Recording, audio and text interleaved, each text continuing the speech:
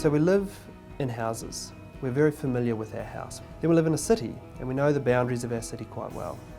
Then we live in a country. Then we live in a world and we kind of know the boundaries of our world quite well.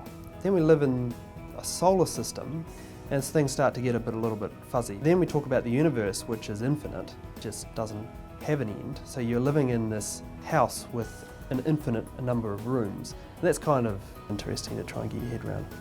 I'm interested in accessing space for the benefits it brings for everybody, all humanity. At Rocket Lab, our main focus right now is the Electron launch vehicle, which is a small launch vehicle for lifting small satellites to orbit.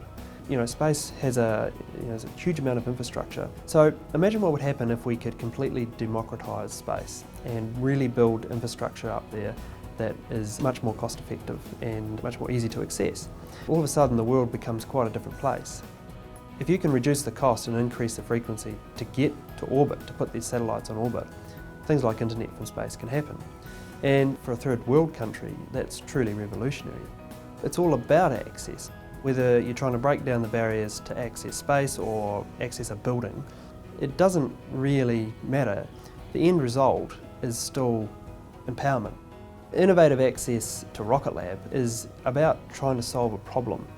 We've taken a blank sheet of paper approach and said, how do we solve this problem? This is how we do it. The short-term goals for the organisation are to get our first satellite onto orbit. And if we can do that, New Zealand will become the 9th nation in history ever to have put a satellite on orbit.